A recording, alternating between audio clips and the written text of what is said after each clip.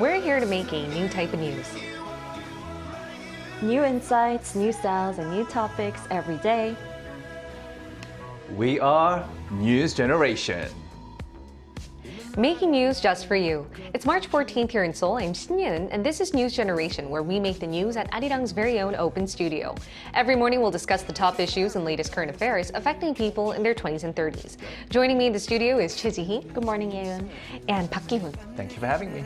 Now, both are here to speak on behalf of those in their 20s and 30s. Now, we'll first start with our news feed. Every day, we make a news feed that covers different hashtags and news items that have been trending on social media over the past 24 hours. Now, the first hashtag is WBC, short for World Baseball Classic. It's the World Cup of baseball, and Team Korea hasn't been doing so well. Korea failed to secure a slot in the quarterfinals after losing to Australia and Japan in their first two games. That's why many delivery app companies and riders have expressed their disappointment. Industry insiders explained how food orders usually soar exponentially during big international sports events, but ever since Team Korea kept losing at the WBC, the number of customers ordering chicken or late-night snacks dropped, with less people watching games on TV. The second hashtag is The Glory. Director An Gi-ho of the hit Korean Netflix series The Glory admitted on Sunday to school violence himself. An had initially denied all accusations when an anonymous post called him out for assaulting students at an international school in the Philippines back in 1996.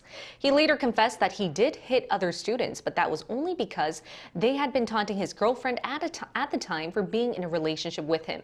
Netizens were quick to point out the contradiction of how a school bully directed a TV show about bringing school bullies to justice. The third hashtag is SVB. The Biden administration has pledged to protect all deposits at Silicon Valley Bank, which faced the biggest bank run in the U.S. in more than a decade. Officials said they would support deposits in the form of insurance funds rather than taxpayer money. Most customers of this bank were tech startups and firms, and Silicon Valley Bank has seen a surge of deposits, especially during the pandemic with the tech sector booming. The bank had then invested a large amount of the cash into the long-term government securities, but ever since the Fed started raising interest rates aggressively to fight inflation, the value of these securities began to drop. SVB then started to sell off their bonds as their main clients pulled out more cash. Their bond sale announcement soon went viral on social media. Venture capitalists advised customers to pull deposits out of their bank, which broke down a 40-year-old bank in just 36 hours. Now let's look into the last hashtag in more detail. SVB. South Korea's finance ministry has vowed to strengthen monitoring and provide swift responses to minimize the impact of SVB's collapse on the domestic economy. But we've already seen a blow, specifically in our national pension. The National Pension Service lost some $23.2 million as the value of its shares in SVB Financial Group plummeted. The NPS had been holding some 100,000 shares up to the end of last year, and this has stirred more complaints among the younger generation against National Pension Service here in Korea. Now, Korea does have one of the largest pension funds with over $690 billion in assets as of November last year. But a growing concern among young people is that this will be depleted by 2055. And that's because the number of people paying into the national pension has been decreasing with lower birth rates, yet the number of recipients have been increasing with longer life expectancy. Another new concern from the SVB crisis is that it's not as credible or stable as the government is making it out to be. Now, I would like to hear what our young panelists have to say about this, starting with Ki-hoon. You know, I remember discussing the national pension deficit and depletion year back in the studio a few weeks ago. Even the 2055 seems a little far away from now, but it's good to see that younger people are a bit more having more awareness of where their money is being spent by the government. But at the same time, the government should, play their role in securing a more stable welfare for the people. And also, I believe the regulators will step up their game and work with the government, to come up with better countermeasures to curb the depletion rate, because the future of a country is in the hands of the younger generation. Definitely. What about you, Ji-hee? Well, I don't think many people know, but freelancers like myself, we also have to pay national pension.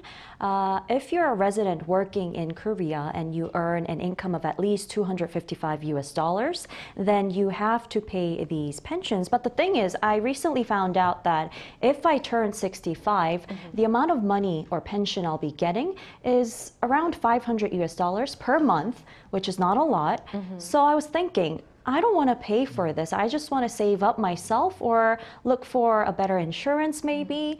So I don't think it's really an effective. And by the way, it's not guaranteed 100% at this point as well. So I'm not very, I don't feel it's a very stable kind of way for your entire retirement. Right, and you're not alone on this. A lot of millennials and Gen Z are raising questions whether this is stable and whether this is actually credible enough to take care of their retirement plans. And that's why officials are still working on pension reform, mainly by delaying the starting age to receive payments from 65 to 70.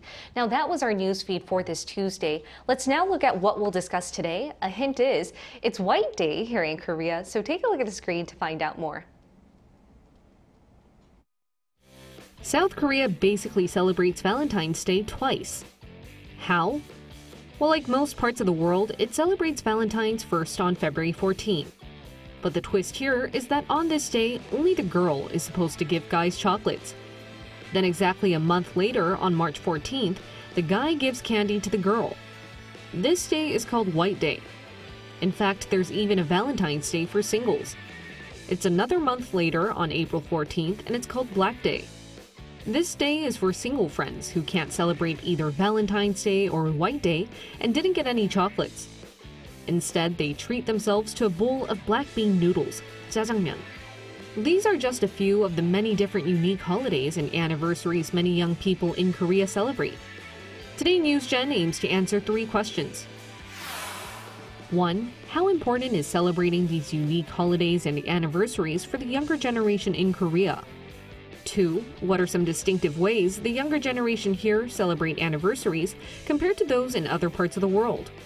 3. How has celebrating anniversaries evolved now compared to how it had been in the past? Many young people seem to be enjoying celebrating unique holidays in Korea like White Day and other anniversaries, especially when they're dating someone. So I would like to ask our panels in the studio how you guys are like when you guys have a partner, and are you the type to memo and celebrate these different anniversaries and all different holidays? Well, you're asking the right person here because I'm exactly the type of person who memos and celebrates all of these anniversaries. Well, many of them, because I have my own little rules when it comes to celebrating them if I have a romantic partner. What are they? I celebrate the first 100th day because it's very significant and meaningful. It's past 3 months. Right. That's meaningful. But I don't count the next 200th or 300 every 100th day of the relationship, but I do celebrate the yearly anniversaries. That's definite yes. All right. And what about you, Gi-hoon? I'm afraid you're asking the wrong person with this question. Unlike Jihi, I don't really celebrate these anniversaries or unique holidays set here in Korea for many reasons. First of all, this might sound a little cheesy. When I'm in a relationship, I take every single day. I mean, every single day as an anniversary. Oh, that's really romantic. But were your partners okay with this in the past? I think they were. Maybe, think? I don't know. I'm single now, so I don't know. So I don't really count those days and, really celebrate the little milestones. And secondly, when I do give gifts, I give them when I really want to, deep down inside. So I don't follow those calendar dates where you have to, kind of give this and that. So I think it makes giving the gift much more meaningful, and it shows that you really care about the other person. And all in all, being in a relationship is just between just 2 individuals, right? So I think it's all about how they perceive these anniversaries and how much they want to celebrate it. Because once you start comparing your partner to your friend's partner or even your ex-partner, saying, he or she did this for me on this day, but you're not doing anything, that's when trouble happens. So I think my advice is, before you get into a serious relationship, maybe you should ask them beforehand how much importance they put into celebrating these anniversaries. Because look at Jihi. Right. She's really into celebrating anniversaries. But what about you, Yeon? I'm curious. I'm actually tilted towards Jihi on this one, Ki-hoon. I lost my friend. I love celebrating anniversaries, but I go one step further. Oh, you do? I love celebrating the 100th, 200th, 300th, and even 1004, because in Korean, it's Cheonsa, angel. Meaning angel. Oh my God, I've never heard of that day. Did you just make that up? No, I swear I didn't. But these are some days that I would love to celebrate with my romantic partner. Aw. But T, what are the other millennials and Gen Z like? Are they like us? What's the general opinion about celebrating dating anniversaries? Right. Well, I can answer that question with some graphs and statistics. If we can take a look at the screen for a moment. On the screen, there's this graph, and this graph shows that what the younger generation in South Korea think about celebrating dating anniversaries and holidays like Valentine's Day. Now, the results are based on a survey conducted back in February 2022 by a social entertainment app called Glam. Well, it asked over 800 single men and women if they thought celebrating this particular day was a must for couples. Now, the proportion of the answers weren't hugely divided, although they were leaning slightly more towards the response, it's a must for couples, with 56%, and the response, it doesn't really matter, accounting for 44%. So from this data, we can assume that there really isn't a common general opinion among the public, and it really depends on the person and the couple. Right, I totally agree. It's not something that everyone must be doing. You should Right. do it only if you like enjoying it, like Right. ourselves. But based on these stats, what are your thoughts? Do you think that a growing number of youngsters should try, celebrating all of these anniversaries and holidays? Well, I say yes, couples should celebrate them because, well, I have my own reasons. That's because it's really a way of showing an effort towards Yes. your relationship in order to maintain a healthy and stable one. And I just want to mention this one psychologist who came up with this triangular love theory. Okay. Well, he says, and his reason and theory backs up my reason very well. He talks about these three components that make up a perfect love triangle. So they are intimacy, passion, and commitment. Intimacy, passion, and commitment. And who was the guy who said this? All right, the psychologist's name Jihi is Choi. Choi? Robert Sternberg. All right. Yes, Robert Sternberg. So he explains a balance of all three of these elements are what you need for a relationship to survive. And I believe celebrating these anniversaries encompasses all of these elements, which is why I say all couples should celebrate all of these anniversaries if you want your relationship to last and be mature and stable. I think that was a classic Jihi Choi lecture on how we should love our partners. But what about you, Ki-hoon? Thank you, Professor, for that lecture. For me, it's the thought that counts. So I think, being in a relationship shouldn't be about exchanging gifts on these days because it can become burdensome at the same time. But celebrating each other's birthdays and the first year anniversary is obviously going to help build a more, I guess, stronger and romantic relationship. Definitely. But I just wanted to mention here in Korea, there's so many different days in the calendar, especially for the younger generation people. From Samsam Day, which is March 3rd, which sounds like samgyeopsal, which is pork belly. That's when everyone eats samgyeopsal on that day. And there's also the Pepero Day, November 11th, which is a Korean chocolate stick stack. That reminds us of the number 11. So on this day, we buy a lot of pepero and give it to each other. But I just think, we shouldn't be really tied down to buy selected items on specific dates, but rather have the freedom to give what the partner needs or wants, right? So every day could feel like an anniversary day. An anniversary day. Anniversary So day. Ki-hoon, you're basically saying that all of these dates could be sort of a marketing scheme. It does, definitely. But I think, Ki-hoon, with Pepero Day, it's also known as the Farmer's Day Definitely, in yeah. Korea. And it's also called the slender rice cake day. 가래떡. Yes, Yes. 가래떡, Okay. because one also Yeah. looks like those rice cakes. And so there could be some positive meanings behind some of these days, like Pepero Day or Farmer's Day. And I think it's really fun to note that the younger generation likes to look at the calendar and see the dates and say, okay, this day could be, Samsam Day, Samgyeopsal Day, and Pepero Day looks like 211, so that's really cute. But why don't we now include a global millennial to see whether he agrees and what he thinks about this relatively distinctive Korean dating culture?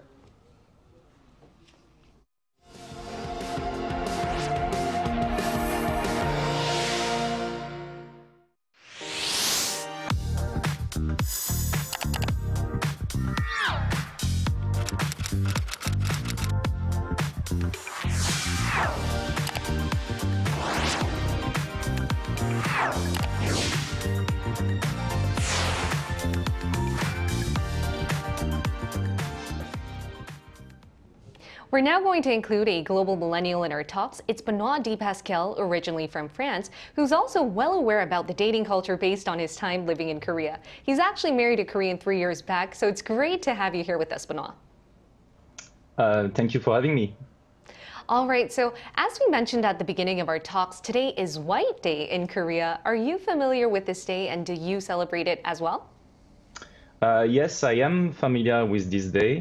I believe it started in Japan and spread to other Asian countries over the years. So you get Valentine's Day would be for the women to express their love, then White Day for the men, like you said, and Black Day in April for singles. So Korea itself has been quite resourceful in creating its own days, like you said. Myself, up until 2 years ago, I believe it was okay not to celebrate it. But given the fact that we are an international couple, my wife is Korean, I thought I didn't have to abide to the dating rules of Korea.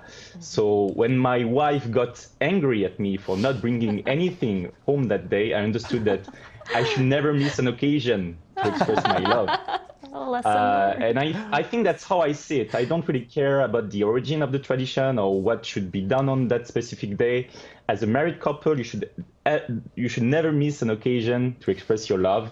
So now I would bring something both for Valentine's and White Day, just for safety. Wow. For instance, last Valentine, I wrote a poem. Oh, really? That's so sweet. Wow. I mean, if we had more time, I would have asked for you to recite that poem, but maybe it might be too personal. Now, here in the studio, do you guys have any questions for Benoit? Right. So other than these holidays that you mentioned, what are some other Korean holidays or any other dating anniversaries that you do celebrate? As I said, for me, the important thing is to never miss an occasion to express your love. So when you are in a long-term relationship and you love your partner, it's not a sprint, it's a marathon. So it gets easy over the years to forget to express how much you care for your partner. And I believe any occasion is good to remind you that this day you should prepare something. And if you forgot the occasion, don't worry. The millions of convenience stores across Korea got your back to remind you that this day you should do something. As for Korean dating anniversaries, I'm aware that there is something like you mentioned that we don't have in Europe. So 100 days, 200 days, that's not something I do with my wife because we are just so bad at keeping tracks of those dates. All right, so Benoit, celebrating small to big anniversaries seems to be a prevalent dating culture among young Koreans. What is it like in France, and how is it different from Korea? And are there any trending ways to celebrate dating anniversaries there? No, there are no new trends in France regarding this. However, we have a whole tradition related to the wedding anniversaries. So each wedding anniversary is associated to a material, a flower, or a tree. Usually, the longer the duration of the marriage, the most prestigious the material will be. For instance, the first year wedding anniversary is cotton, then 30 years is pearl, and 50 years is gold. So currently, I am in my 3rd year of marriage, which put me in the year of wheat. So I guess I still have some more years to reach gold. So there's no particular tradition related to this. It's just milestones to keep track and be proud of your marriage. As for the differences with Korea, I guess this kind of tradition only exists for married couple or couples that are in long-term relationships in France. So there's no relation between girlfriends and boyfriends about the number of days they dated. Maybe, I don't know, since French people are so romantic, they don't need a reminder to express their love. Like Ki-hoon. Just like me. Exactly, yes. All right, thank you so much, Benoit. It was a pleasure to have you here. Thank you. Thank you. All right, now Chi-hee, which points of Benoit made you fascinated the most? Well, I loved how he said, never miss an occasion to express your I love. love that too. Right? Yes. And I also think because of these anniversaries, sometimes couples fight over not expressing it to each other. So really move for the cause, the love, not to applause, not for the applause from the public. Right, Yeah. definitely. And what about you, Ki-hoon? The last thing he said Oh, being about French men. They don't need to buy buy the women any gifts because they are the gift. Oh, that's what you said. That's what you said. That's what I hope for. All right, and now let's include our viewers in our discussion. We always ask our viewers what they think about our discussion topic in advance, and this time we asked which dating anniversaries they celebrate and whether they're familiar with the one celebrated among couples here in Korea. So take a look at the screen to see what they had to say. FWG said not Whiteday or 100 Days of Relationships. They are very cute, but in Uruguay, we celebrate the first year since dating or a year after you get married, and every year on that date. Valentine's Day and birthdays are also celebrated. Rel279 said the most common celebration in Argentina is a monthly anniversary, yearly anniversary, and both birthdays.